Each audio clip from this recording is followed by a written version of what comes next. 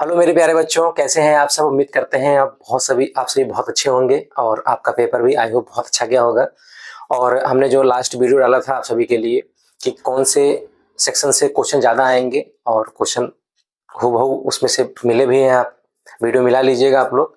और अच्छा, जो भी मतलब हमने जो बताया था लगभग चीज़ें उसमें से आई हुई हैं, एग्जैक्ट वही चीज़ें। कुछ तो एकदम डिट्टो वही चीज़ें आई, जैसे हमने तार सप्तक वाला बताया था एक, वो तार सप्तक का एकदम सेम टू सेम वही क्वेश्चन आया है। ठीक है, तो जितना आप लोग उम्मीद किए होंगे और जितना आप लोग पढ़े होंगे उस हिसाब से आपने जो है, जितना आपने साल भर पूरा मेहनत किया है उस हिसाब से आपका अच्छा पेपर अच्छा गया होगा आई होप। और एक दो एमसीक्यू मान लीजिए यदा कदा गड़बड़ भी हो गया होगा तो उससे कोई घबराने वाली बात नहीं है। ये 2 नंबर उतना 19-20 होता ही रहता है, तो आप उसके लिए परेशान नहीं होंगे। चलिए कुछ इंपॉर्टेंट क्वेश्चन पर हम डिस्कस करेंगे, यानी जो एमसीक्यू आपको 20 दिए गए थे उसमें कौन सा क्वेश्चन सही होगा आपका। तो वो एमसीक्यू मतलब सही होना मतलब 20 नंबर जो है आपके एग्जैक्ट मिल जाते हैं, तो वो 20 नंबर आपको मिलना ही मिलना है। बाकी जो डिस्क्रिप्टिव टाइप के प्रश्न होते हैं तो उसमें वही एग्जामिनर की मूड के ऊपर डिपेंड होता है ना, कि मूड ठीक रहा तो आपको नंबर ठीक ठाक मिल जाएगा।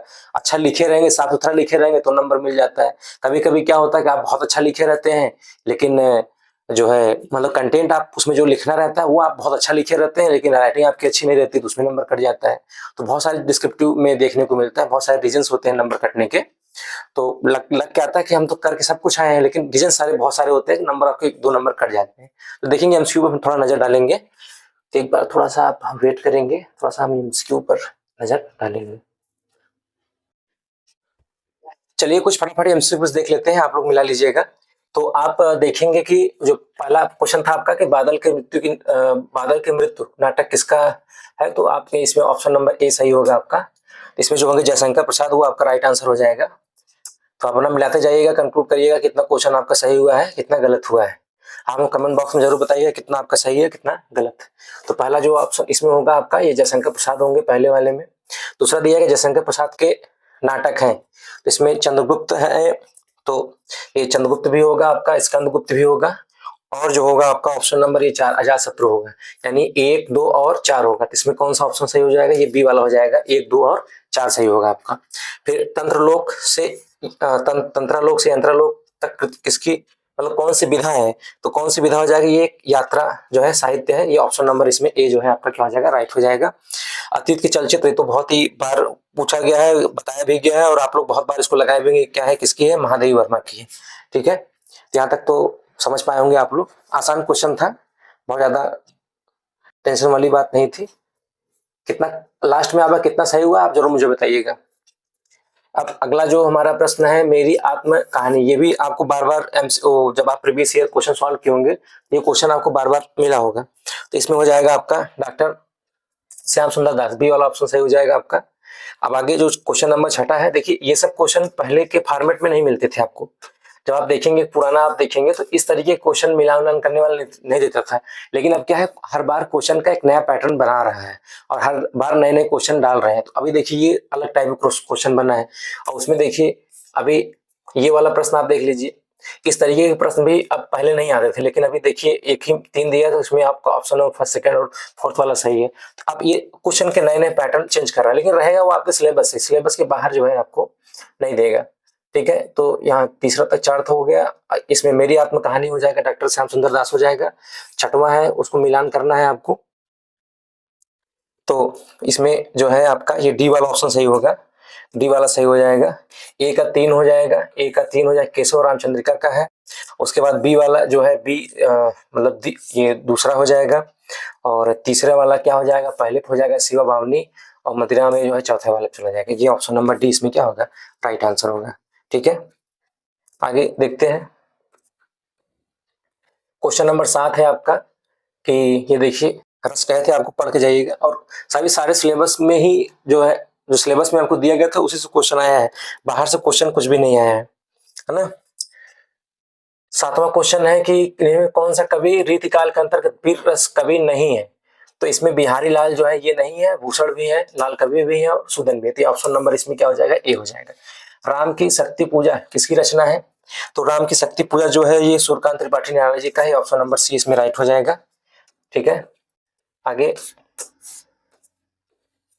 ये क्वेश्चन नंबर आ जाएगा आपका,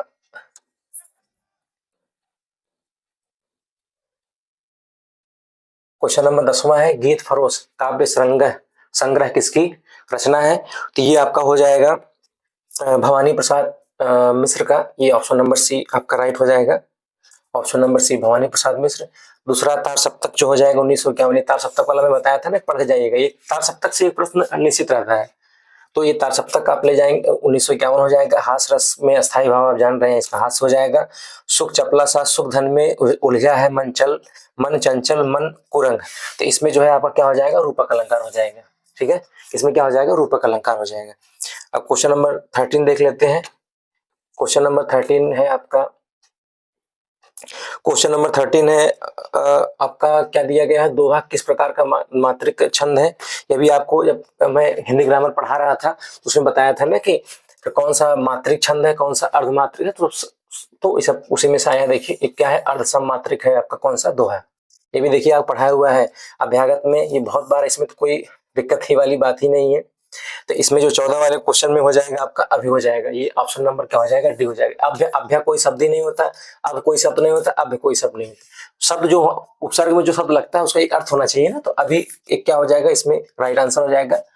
कृष्ण सर्ग में कौन सा समाज है, कृष्ण सर्ग में, तो इसमें कौन सा समास हो जाएगा आपका, कर्मधारय समास हो जाएगा। ये इसमें 15 में ऑप्शन नंबर ये हो जाएगा। समुद्र का पर्यायवाची शब्द नहीं है, तो नहीं है पूछा है, तो आप देखिए जहां जिसके लास्ट में धी लग जाता है वो समुद्र का पर्यायवाची होता है, तो ये भी हो जाएगा। और जिसके लास्ट में निधि शब्द लग जाता है वो भी क्या होता है, समुद्र का पर्यायवाची हो जाता है। और जलद वाला भी जो है जलद, और ये जलद, और आपको बताया गया था जब पर्यायवाची शब्द बताया था तो तरीके बताए थे ना, जिसके लास्ट में ये द लग जाता है वो किसका पानी हो जाता है, बादल का होता है।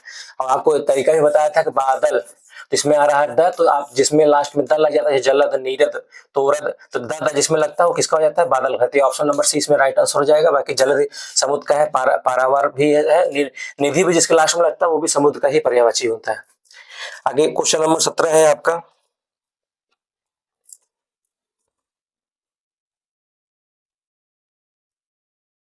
इसमें दिया है तद स्त्रीलिंग सर्वनाम शब्द का तृतीय विभक्ति बहुवचन में क्या होगा, तो ये क्या हो जाएगा, इसमें ताब हो जाएगा। ऑप्शन नंबर बी हो जाएगा। क्वेश्चन नंबर 18 जो होगा आपका, क्वेश्चन नंबर 18, क्वेश्चन नंबर 18 जो है आपका, ये है आपकी यात्रा मंगलमय हो अर्थात किस प्रकार का वाक्य है। तो ये इच्छार्थक वाक्य हो जाएगा आपका। भाई उसमें ये इच्छा हो रहा है ना कि भाई आपका यात्रा क्या हो, मंगलमय हो। 19 वाला है वह शांत नहीं रहता, इसका भाववाचक परिवर्तन करना है, तो हो जाएगा उससे। इसमें ऑप्शन नंबर बी हो जाएगा, उससे शांत नहीं रहा जाता है। ऑप्शन नंबर बी हो जाएगा। अब इसमें जो है हम आया है, हम अपने देश पर मर मिटेंगे, तो हम क्या है, सर्वनाम। आपको लास्ट टाइम हमने बताया था जब कि कौन कौन सा चीज है, उसमें हमने बताया था कि सर्वनाम आएगा। सर्वनाम का क्वेश्चन जबकि पूछा नहीं गया, लेकिन इस बार था तो आ गया था सर्वनाम। और आप जानते हैं ये हम क्या है, एक सर्वनाम ही है। जानते हैं आप लोग, इंग्लिश ग्रामर भी पढ़े होंगे, वी जो है एज ए प्रोनाउन हो यूज होता है, तो इसका ऑप्शन नंबर क्या हो जाएगा, सी हो जाएगा। ये 20 है, ये 20 ऑप्शनल क्वेश्चन था आपका। इसमें बताइएगा कि आप कितना सही किए हैं, कितना आपका क्वेश्चन सही आया है। आप एक बार कमेंट में हमको जरूर बताइएगा कितना सही हुआ है, कितना गलत आपका। बाकी और भी जो क्वेश्चन आए हुए हैं ठीक ही हैं। ये देखिए संस्कृति वाले चैप्टर से है, हाँ ये भी आसान था। बार बार आप पिछला क्वेश्चन रिपीट किए होंगे, प्रीवियस ईयर देखे होंगे, तो ये जरूर आया होगा आपका, है ना। बाकी सब चीजें जो है पढ़ाया ही आया है, आपको बिल्कुल परेशान होने वाली बात नहीं है। इस बार जो है बोर्ड ने आपके साथ बिल्कुल भी अन्याय नहीं किया है, जो भी सिलेबस में था, जो भी आप पढ़े हैं वही चीज दिया गया है। जो भी बच्चा आराम से इत्मीनान से धैर्य के साथ क्वेश्चन अटेम्प्ट किया होगा, सारे क्वेश्चन हुए होंगे उसके। और राइटिंग जो अच्छा इसका अच्छा रहेगा, मात्रा भी गलत गलत नहीं लगाया रहेगा, तो उसको नंबर अच्छा खासा मिलेगा। आप एकदम परेशान होने वाली बिल्कुल बात नहीं है, नंबर आप अच्छा गेन करेंगे। ठीक है, ये मुक्ति दूत में आपने ये कड़खंड काव्य का किया होगा आप लोग। कड़ का चलचित्र हमने आपको बताया भी था कि कड़ का चलचित्र पढ़ जाएगा, आएगा जरूर आएगा, आया भी है आपका ये। उसके साथ साथ जो है हमने कल की जब वीडियो, कल हमने परसों वीडियो डाला था, तो परसों वीडियो हमने ये 3 बताए थे, 3 में से एक रामधारी सिंह दिनकर का कहा था। और देखिए रामधारी सिंह दिनकर का जीवन परिचय आ भी गया है, और जो बच्चे सीरियसली मेरे वीडियो को देखे होंगे, पढ़े होंगे, वो जरूर याद करे गए होंगे, उनको अच्छा वेटेज मतलब अच्छा उसका फायदा मिला होगा। ठीक है, अब महादेव वर्मा का भी आया था, ये भी मैं आपको क्लास ऑफलाइन क्लास में बताया था। ठीक है, और इसमें से एक श्लोक लिखना था जो कि आपके लिख ही लिए होंगे सब। आगे जो है यहाँ पर देखिए एक आया है आपका पत्र लिखने के लिए, नगर में बढ़ती भीड़ भाड़ का परिवहन जटिल समस्या हल करने सड़कों और उसके चौड़ा किए जाने का आवश्यकता बल देते हुए जिलाधिकारी महोदय को पत्र लिखिए। आपको बताया था ना कि एक आएगा क्या, एक आएगा औपचारिक और एक आ जाएगा अनौपचारिक, तो इसमें औपचारिक पत्र दिया गया है। हालांकि ये तो अपने विद्यालय में खेल का सामान मंगवाने के लिए प्रधानाचार्य, ये भी जो है आपका एक औपचारिक पत्र में ही आया था। तो आप दोनों में से लिखे होंगे, अब अच्छा अब कर लिए होंगे, हम जानते हैं आप बेहतर किए होंगे। इसमें संस्कृत में अनिवार्य संस्कृत से कुछ आया था। उसके बाद जो है जो निबंध लिखने के लिए आया था, इसमें से ये हमने जो आपको कुल 6-7 बताए थे उसमें से एक ये आया है आपका बेरोजगारी समस्या और समाधान।